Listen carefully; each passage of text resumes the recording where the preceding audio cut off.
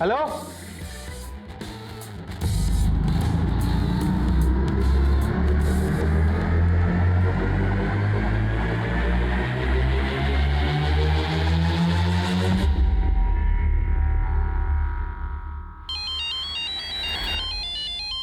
हाँ बोल। ओके राजेश, आगे से राइट लो, क्विक।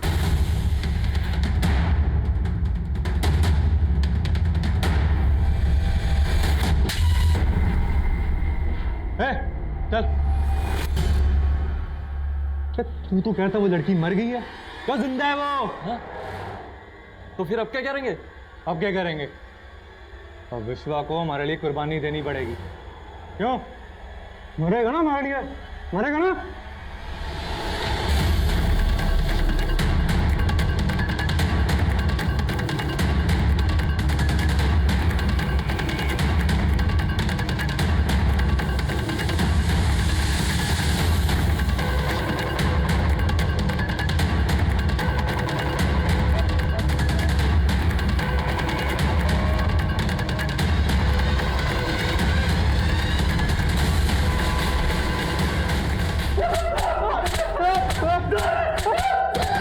जिज्ञासा, तुमने मुझे एक बार बताया था कि किसने तुम्हें लाइफ थ्रेट दिया था, तो क्या ये वो आदमी यही है, ये वाला? शायद। हाँ मैडम, ये वही आदमी है। तो पहले तो सर वो उसको देख के चौंक गई, और फिर बाद में उसने एकदम कंफर्मेशन के साथ कहा कि हाँ ये वही आदमी है जिसने मुझे धमकी दी थी। तेरे ऊपर शक होते ही हमने तेरा फोन सर्विलेंस पे डाल दिया था, और जैसे ही तूने पराग को फोन किया तो पकड़ी गई। हेलो, बेला बच गई बेवकूफ, लेकिन अब अगर विश्वा बच गया तो हम दोनों मरेंगे। तू तो बोल रही थी कि तू बेला की मदद कर रही थी। तूने ही बेला के साथ ये सब किया? हाँ, मैंने ही बेला के साथ ये सब करवाया, और मैं कोई उसकी मदद करने के लिए उससे नहीं मिली थी। मैं तो उसकी मजबूरी से अपना फायदा उठाना चाहती थी। देखो बेला, मैं जानती हूँ ललित पर तुम आरोप साबित नहीं कर पाई। तुम चाहो तो हाई कोर्ट में उसके खिलाफ केस कर सकती हो। लेकिन मैडम, हाई कोर्ट, उसमें तो बहुत पैसे खर्च हो जाएंगे। इतने पैसे तो नहीं है मेरे पास। तुम्हारे केस के खर्चे के लिए मैं अपने एनजीओ में बात कर रही हूँ। वो इस केस का 70% खर्चा उठा लेंगे, लेकिन बाकी पैसों का इंतज़ाम तुम्हें खुद करना होगा। वो मुझे 65,000 पहले ही दे चुकी थी, लेकिन मैंने उसके लिए कुछ नहीं किया, बल्कि मैं उससे और पैसे मांग रही थी, और वो मुझे पैसे देने के लिए तैयार भी हो गई थी, लेकर आ रही थी पैसे। लेकिन तभी अचानक उसके तेवर बदल गए। मैडम, आप पहले ही मुझसे 65,000 रुपये ले चुकी हैं, अभी आप 40,000 रुपये और मांग रही हैं। लेकिन आपने अभी तक मुझे उस वकील से नहीं मिलवाया जो मेरा केस लड़ने वाले हैं। अरे मिलवा दूंगी, थोड़ा सब्र कर। नहीं, मुझे अब और सब्र नहीं करना। आप मेरे 65,000 रुपये वापस कर दीजिए। अच्छा, नहीं दूंगी तेरे पैसे। क्या करेगी? मैं तो जानती थी तू मदद करने के बहाने ना सबसे पैसे लूटती है। हाँ, मैं यही करती हूँ। जो भी तूने अभी कुछ कबूला है ना, वो सब इस वीडियो में रिकॉर्ड कर लिया मैंने उसे यही लगने दिया कि मैं उससे डर गई हूँ, और पैसे देने के लिए अगले दिन बहादुरगढ़ बुला लिया। पराग का फार्म हाउस है वहाँ। पराग हमारे एनजीओ के ट्रस्टी का बेटा है, और उसकी सारी अय्याशियों के बारे में मुझे सब कुछ पता है, इसलिए वो मेरे लिए कुछ भी करने के लिए तैयार था। सामने सनसनवाल फार्म हाउस है, तुम वहीं आ जाओ, तुम्हारे पैसे मिल जाएंगे। ठीक है, मैं आती हूँ।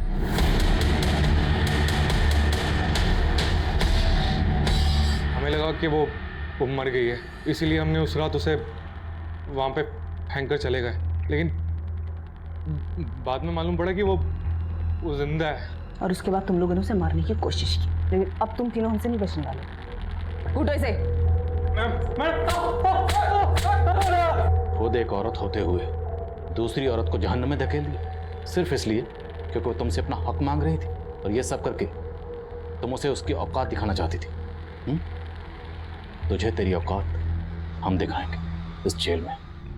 बेला के मुजरिमों को तो हमने सलाखों के पीछे पहुंचा दिया, लेकिन बेला अब भी जिंदगी और मौत की लड़ाई लड़ रही थी, जैसे वो हमेशा अपने हक के लिए लड़ती आई थी। और डॉक्टर्स के मुताबिक बेला का यही जज्बा, यही विल पावर उसके जिंदा रहने की वजह बनी थी। लेकिन शायद बेला से एक चूक हुई थी। बेला को बहुत पहले इस बात का एहसास हो गया था कि जिज्ञासा उसके साथ फरेब कर सकती है, इसलिए बेला ने उसके खिलाफ सबूत भी जुटा लिए थे। लेकिन इसके बाद भी बेला पुलिस के पास मदद मांगने नहीं गई। क्यों? जब बेला ने कांस्टेबल ललित शर्मा पर रेप का इल्जाम लगाया था उस वक्त पुलिस ने बेला की कोई मदद नहीं की थी। तो क्या इसी वजह से बेला का पुलिस पर से भरोसा उठ गया था? ये तय कर पाना हमेशा मुश्किल होगा क्योंकि ललित शर्मा केस। क्या किया तूने? हाँ, बेला से हार नहीं आई तो रसा छोड़ दिया? मैंने बेला के हारने के डर से रसा नहीं छोड़ा, इसलिए छोड़ा क्योंकि आप सिर्फ बेला को ही प्रोत्साहित कर रहे हो। मैं आपकी बेटी नहीं हूँ क्या? देखो बेटा, बेला से ज्यादा ताकत तुम में है ना। हाँ, फिर देखा, फिर भी बेला है ना तुमसे कैसे टक्कर ले रही थी। खेल हो या जिंदगी, हार जीत मायने नहीं रखती है। मायने रखती है कि हम अपनी लड़ाई हिम्मत से लड़ें।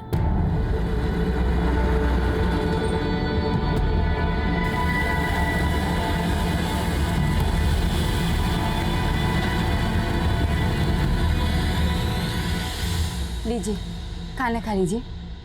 आपको फिर दवाई भी लेनी है। मुझे भूख नहीं है। पापा, मैं जानती हूँ कि बसंती दीदी की शादी का कर्ज आप नहीं चुका पा रहे, लेकिन आप बिल्कुल चिंता मत कीजिए, सब कुछ ठीक हो जाएगा। लीजिए, थोड़ा सा खाना खा लीजिए। अरे तेरे रहते हुए मुझे किस बात की चिंता है? नहीं, बैठो। तो भी खाना खाते। हाँ,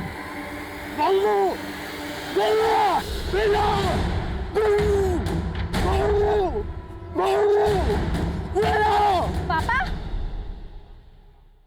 पापा,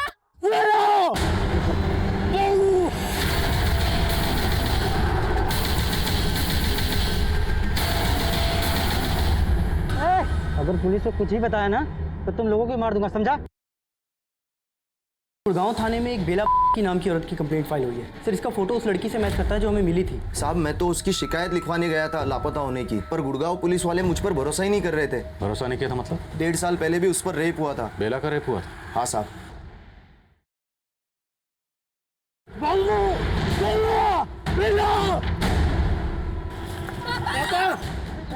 अगर पुलिस को कुछ ही बताया ना तो तुम लोगों को मार दूंगा, समझा? यहाँ पर आप लोगों की जान को भी खतरा है। हम ऐसे डर के नहीं जाएंगे, हमें पापा को इंसाफ दिलाना है। मैंने बेला दीदी को पहले ही बोला था कि इन चक्करों में नहीं पड़े। उसने ना खुद के पैर पे कुल्हाड़ी मारी है। लड़की इस रास्ते से खुद को खींचते हुए वहाँ लेकर गई। सर, इस जगह को देख के लग रहा है यहाँ पे ज्यादातर लोग पीने वाले या फिर। खींचो और जोर से, जोर लगा के, और जोर। तुम जीत सकती हो बेला, शाबाश। जोर से और जोर से, जोर से, एकदम जोर से। बेला तू जीत सकती है, बेला तू जीत सकती है। बसंती, क्या किया तूने? हाँ, बेला से हार नहीं आई तो रसा छोड़ दिया? मैंने बेला के हारने के डर से रसा नहीं छोड़ा, इसलिए छोड़ा क्योंकि आप सिर्फ बेला को ही प्रोत्साहित कर रहे हो। मैं आपकी बेटी नहीं हूँ क्या? देखो बेटा, बेला से ज्यादा ताकत तुम में है ना। हाँ, फिर देखा, फिर भी बेला है ना तुमसे कैसे टक्कर ले रही थी। खेल हो या जिंदगी, हार जीत मायने नहीं रखती है। मायने रखती है कि हम अपनी लड़ाई हिम्मत से लड़ें।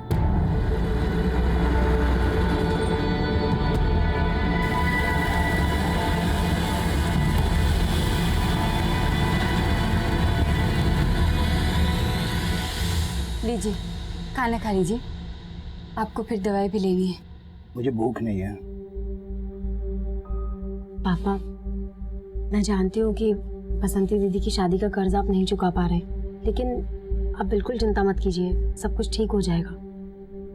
लीजिए, थोड़ा सा खाना खा लीजिए। अरे तेरे रहते हुए मुझे किस बात की चिंता है? नहीं, बैठो। तो भी खाना खाते। हाँ,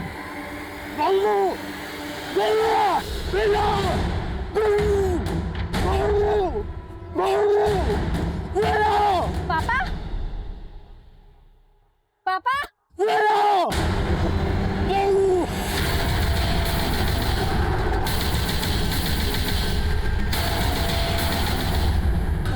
अगर पुलिस को कुछ ही बताया ना तो तुम लोगों को मार दूंगा, समझा? चल चलो रे।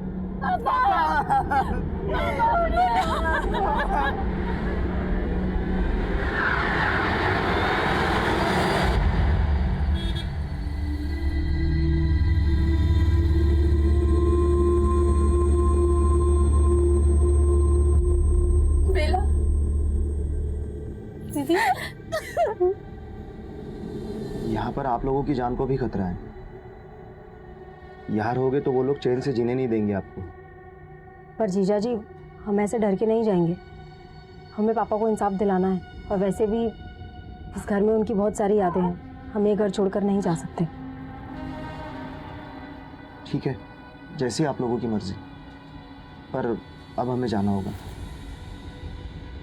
बसंती, चलने की तैयारी करो। मैं अभी नहीं जाना चाहती हूँ, माँ को मेरी ज़रूरत है। हाँ, लेकिन तुम्हें देखभाल की जरूरत है, और ऐसे माहौल में मैं तुम्हें यहाँ नहीं छोड़ सकता।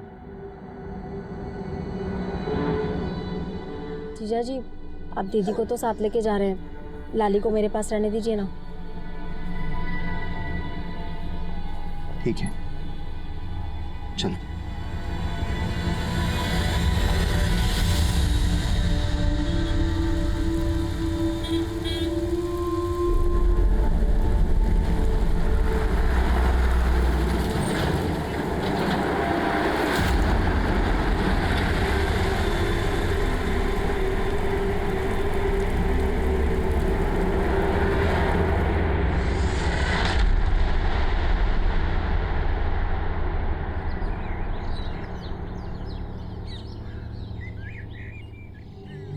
बेला का कुछ पता चला? नहीं, मैंने बेला दीदी को पहले ही बोला था कि इन चक्करों में नहीं पड़े। उसने ना खुद के पैर पे कुल्हाड़ी मारी है। अबे कम से कम ऐसे वक्त पे तो उसे मत कोस। जाना, पता करना। कहाँ से पता करूं? वो ना हमारी सुनती है ना जीजा जी की। वो अपनी मर्जी की मालिक है। अब उसके चक्करों में पड़ के मुझे अपना वक्त बर्बाद नहीं करना।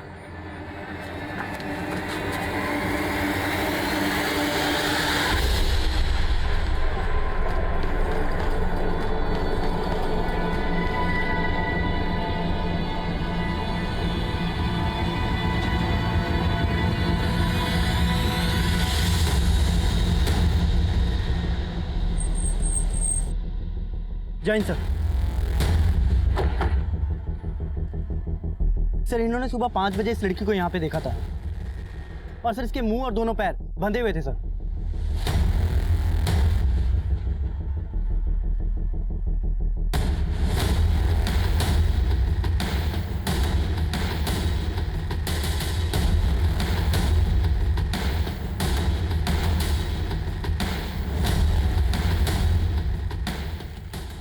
लड़की इस रास्ते से खुद को खींचते हुए वहां लेकर गई।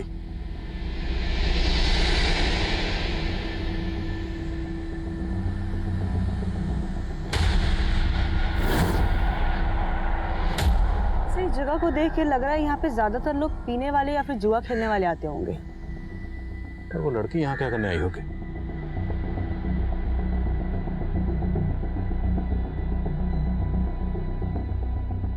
यहाँ से आगे ड्रैगिंग मार्क्स नहीं है। सर, हो सकता हो लड़की को गाड़ी में यहाँ पे लाया गया हो, उसके बाद रेप करने के बाद यहीं छोड़ दिया गया होगा। यहाँ आने जाने वाले सभी रास्तों के सीसीटीवी चेक करो। हो सकता है किसी में वो गाड़ी कैप्चर हुई हो। और जितने भी लोग यहाँ पे शराब पीने या जुआ खेलने आते हैं, सबको रन ऑफ करो। Let's hope for the best. Thank you.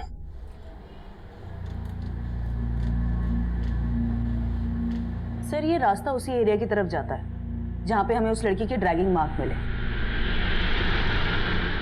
और ये एसयूवी का नंबर अंधेरे की वजह से नजर नहीं आ रहा है।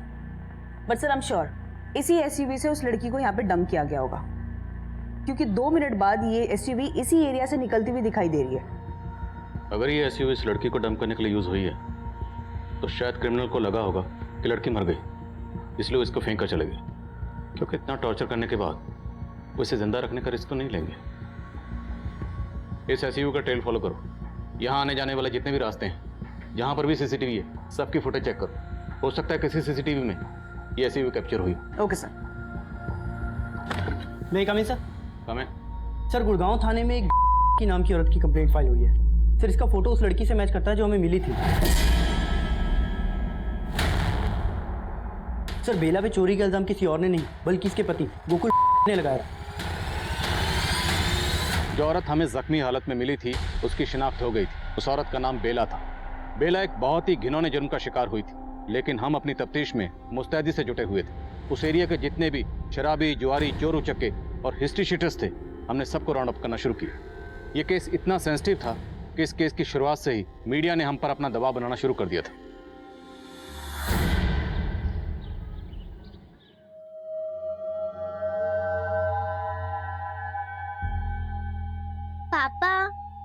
माँ ने आपको मना किया था ना दारू पीने, और फिर भी आप ए चुप, बढ़िया ही माँ वाली।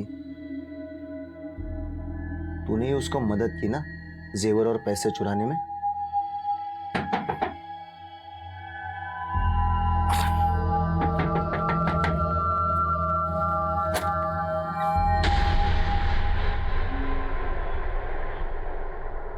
बेला हमें बहादुरगढ़ में जख्मी हालत में मिली।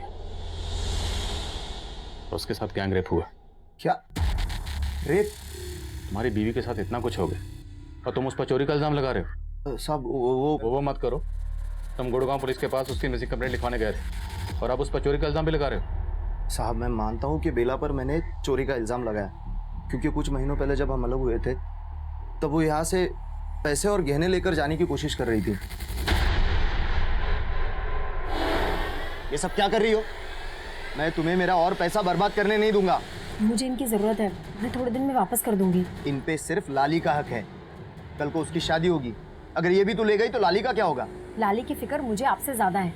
आपको ये गहने रखने हैं तो रख लीजिए, लेकिन लाली को मैं अपने साथ ही लेकर जाऊंगी। लाली पर तुम्हारा कोई हक नहीं है, और मुझे मेरी बेटी से अलग करने की कोशिश की ना तो अच्छा नहीं होगा। बेला मुझसे अलग होकर हमारे पड़ोस में ही उसकी सहेली के साथ रह रही थी। अभी 2 दिन पहले ही मैंने देखा घर से गहने और 25,000 रुपये गायब है। तब मुझे लगा कि ये सब वो लेके गई होगी। फिर मैं सविता के घर गया, उसकी सहेली के, लेकिन सविता के घर को ताला था और बेला का फोन भी बंद आ रहा था। फिर मैंने सविता को फोन किया।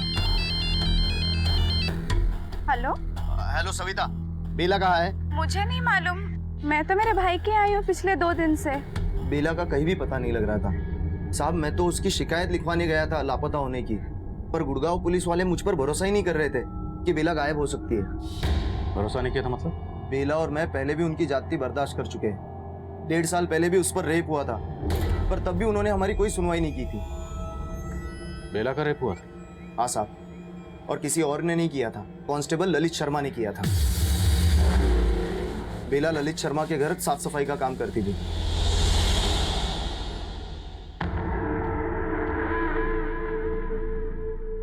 बेला माँ कहाँ है? जी वो बाहर गई है।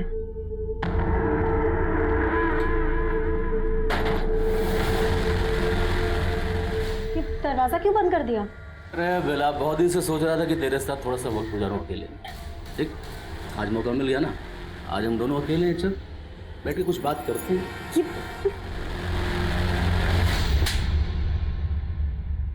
तेरी तूने मेरे पर हाथ उठाया? बेला ने मुझे उस बारे में बताया तो हम पुलिस स्टेशन गए, लेकिन उन्होंने हमारी एफआईआर नहीं लिखी, हमें थाने से बाहर निकाल दिया। हम हिम्मत करके एसीपी साहब को मिले, उन्होंने हमारी एफआईआर तो लिखी, पर हम गरीबों को कहाँ इंसाफ मिलता है साहब। हम कुछ साबित नहीं कर पाए क्योंकि बेला की एफआईआर लिखने में देरी हो गई थी। लेकिन फिर बेला ने कहा कि हम हाईकोर्ट तक जाएंगे। आप लोग समझाइए ना बेला को, पहले ही थाने और कोर्ट के चक्कर काट काट के हम परेशान हो चुके हैं, और अब ये हाईकोर्ट जाने का बोल रही है। कहाँ से लाऊंगा मैं कोर्ट कचहरी का खर्चा? मैं कैसे भी इंतजाम कर लूंगी, लेकिन जब तक उस ललित को अंदर नहीं करवा देती मैं चैन से नहीं बैठने वाली। पर दीदी, पहले उस सब चीज की वजह से हमारी काफी बदनामी हो चुकी है, और अब तो मैं उसी बदनामी का दाग धोने की कोशिश कर रही हूँ बाबू। अगर मैंने अपनी आवाज नहीं उठाई ना तो सब लोग यही सोचेंगे कि मैंने ललित पे झूठा इल्जाम लगाया था। लेकिन दीदी, बस बाबू, मैं अपनी लड़ाई जरूर लड़ूंगी, पर चाहे आप लोग मेरा साथ दो या ना दो। उन्हीं बातों से नाराज होकर वो मुझसे अलग हो गई, लेकिन ये बात एकदम सच है साहब। 1.5 साल पहले भी उसका रेप हुआ था, और अब बेला की हालत कुछ ठीक नहीं है गोकुल। साहब जरूर इस बार भी उस ललित शर्मा ने उसके साथ ये सब किया होगा, क्योंकि वो उसको अंदर करवाना चाहती थी। इसी डर से मैं उसको मना करता था कि ये सब ना करे। बेला अपनी जिस फ्रेंड सविता के साथ रहती थी उसका फोन नंबर और एड्रेस दीजिए। जी साहब।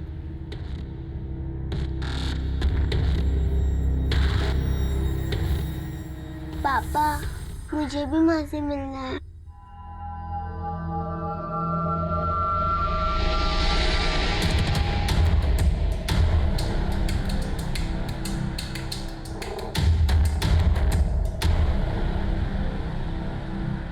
हाँ समय।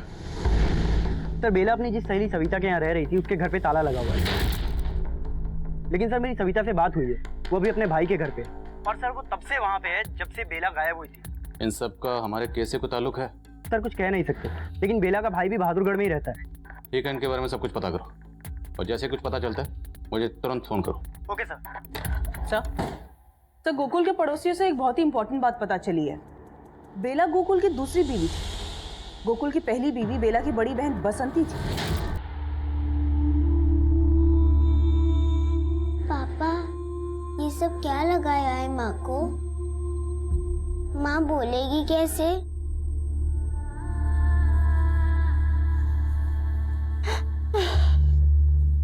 ये सब क्या हो गया?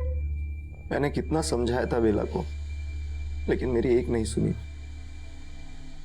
उस ललित शर्मा ने उसके साथ फिर से।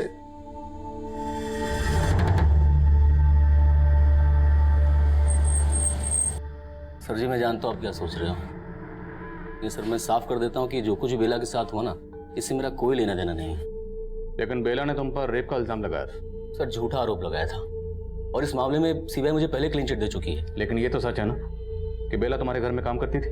हाँ सर सच है, वो काम करती थी। तो एक मामूली सी काम करने वाली औरत तुम जैसे पुलिस वाले पर रेप का झूठा इल्जाम क्यों लगाएगी? सर वो मेरी माँ का बदला मुझसे ले रही थी।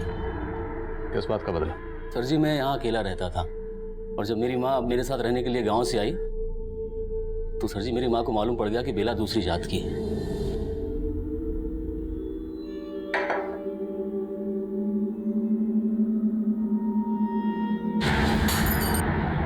अरे माँ, ललित तू पागल है जो इस जात वाली को अपने घर काम पर रखा है? इसके हाथ का खा के क्यों अपना धर्म भ्रष्ट कर रहा है? माँ कैसी बात कर रही है? देख मैं ये सब नहीं मानता हूँ। तू चुप कर, इसको अभी काम से निकाल। पूरा घर अशुद्ध करके रख दिया है। सर जी मैं मानता हूँ कि मेरी माँ थोड़ी पुराने ख्यालात की है, लेकिन बेला ने भी इस बात को दिल पे ले लिया और मुझ पे रेप का झूठा इल्जाम लगा दिया और इसी वजह से मैं 1 साल तक सस्पेंड रहा। बेला का पहले रेप किया गया, फिर पूरी तरह से टॉर्चर किया गया। बहुत ब्रूटल रेप है और उसकी हालत को देख के लगता है जैसे किसी ने कोई बहुत पुरानी नफरत निकाली उससे। और हमें पता चला कि अब वो तुम्हारे खिलाफ हाई कोर्ट जाने वाली है। तो कैसी डर की वजह से तुमने बेला? नहीं सर, सर जी मैंने ऐसा कुछ नहीं किया, मेरी बात का विश्वास कीजिए। बेला ने अपने सपनों का बलिदान दे दिया, लेकिन क्या?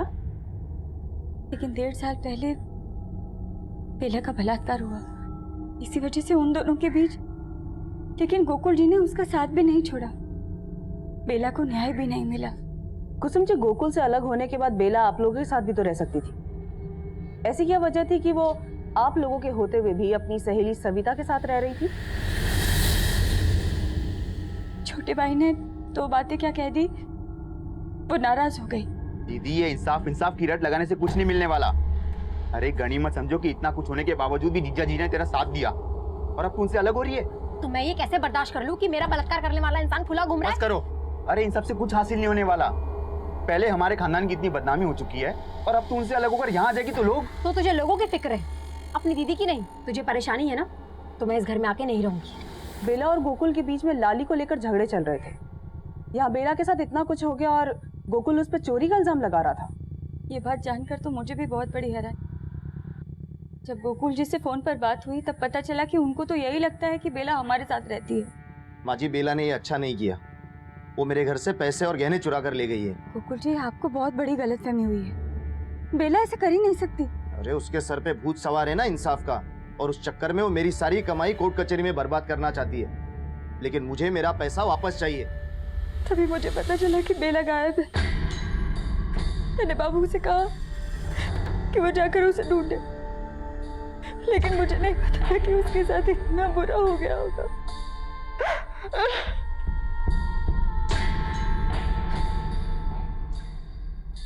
Excuse me sir. Sir Savita के भाई के बारे में तो कुछ मालूम नहीं चला है, लेकिन सर 2 साल पहले बेला ने सविता के पति को जेल करवाई थी। लेकिन बेला तो सविता के घर पर ही रह रही थी। ये सविता कहाँ है अभी? सर वो अपने गुड़गांव वाले घर पे।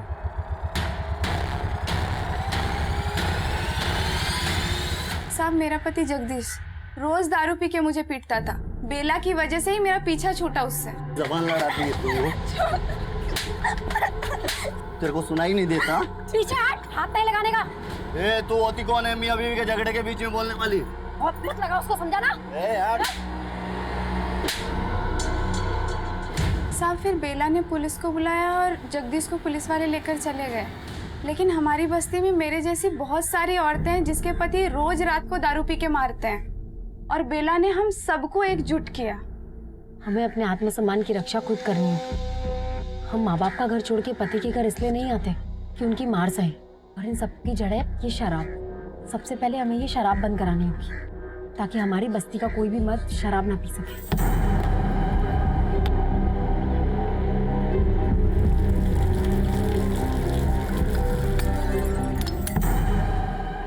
लेकिन उसके पति गोकुल का कहना है कि बेला उसके घर से चोरी करके भागी थी। साहब झूठ बोल रहा है वो। बेला ऐसा कर ही नहीं सकती है। जब बेला मेरे साथ रहती थी तो उसका पति यहाँ पे भी उसे परेशान करने आ जाया करता था।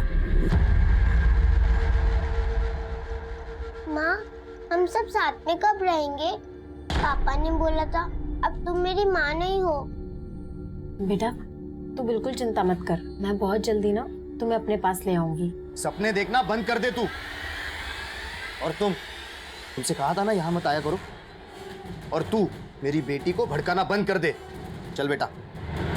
साहब माना लाली बेला की सगी बेटी नहीं है, लेकिन लाली को बेला से ज्यादा कोई प्यार नहीं कर सकता साहब। हमें बेला बहादुरगढ़ में मिली और हमें पता चला कि बहादुरगढ़ में ही आपका भाई रहता है। तो क्या उस रात बेला बहादुरगढ़ में आपसे मिलने आई थी?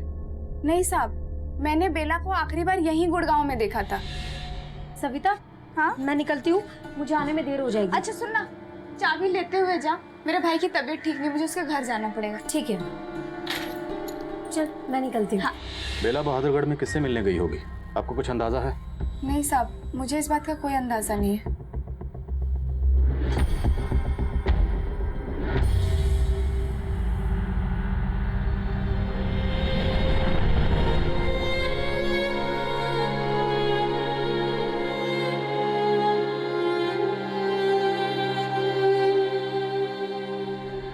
सही, सविता का हस्बैंड जगदीश 3 महीने पहले ही जेल से बाहर आया और जब से आया तब से गायब है। तो एक इम्पोर्टेंट इन्फॉर्मेशन पता चली कि इससे पहले भी चोरी और मारपीट के इल्जाम में जेल जा चुका है। तो इस जगदीश का मोटिव हो सकता है बेला से बदला लेने का? Yes sir.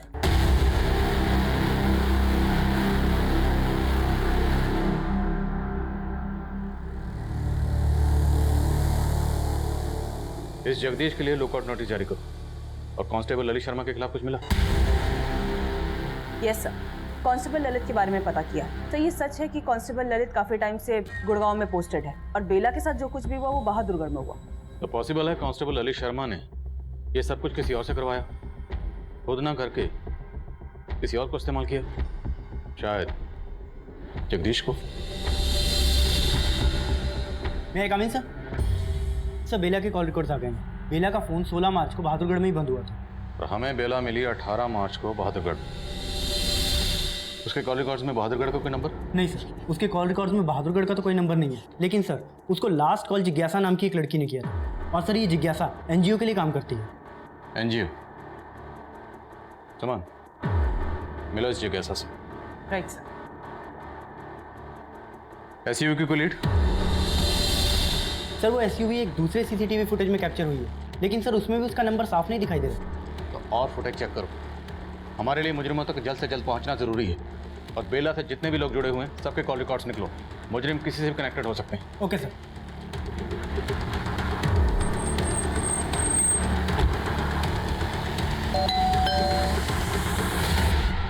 जिज्ञासा जी मैडम, मैं बेला से 3 महीने पहले मिली थी। मुझे पता चला था कि उसने कांस्टेबल ललित के खिलाफ रेप केस फाइल किया था और मैं उसकी मदद करना चाहती थी। देखो बेला, मैं जानती हूँ तुम ललित के खिलाफ आरोप साबित नहीं कर पाई। तुम चाहो तो हाई कोर्ट में उसके खिलाफ केस कर सकती हो। उसमें तो बहुत पैसे खर्च हो जाएंगे, इतने पैसे तो नहीं है मेरे पास। उसकी चिंता तुम मत करो। तुम्हारे केस के खर्चे के लिए मैं अपने एनजीओ में बात कर रही हूँ। तो तुम्हारी एनजीओ ऐसे केस में इंटरेस्ट क्यों ले रही थी जिसमें क्राइम ब्रांच ने भी कांस्टेबल ललित को क्लीन चिट दे दी थी? मैडम, मुझे बेला पर पूरा भरोसा था। इनफैक्ट जब मैं उसकी मदद कर रही थी तो मुझे थ्रेट मिल रहे थे। ओ मैडम, उस बेला की मदद की ना तो तेरी मदद करने वाला कोई नहीं बचेगा। कौन था वो? मैडम, वो हेलमेट में था। लेकिन मैं दावे के साथ कह सकती हूँ ये ललित का भेजा हुआ ही आदमी था। मैडम, ललित ही नहीं, बेला को परेशान करने वाले और लड़के भी हैं। कौन थे वो लड़के? अरे रेड क्वीन, चलती है क्या 500 में 2 घंटा?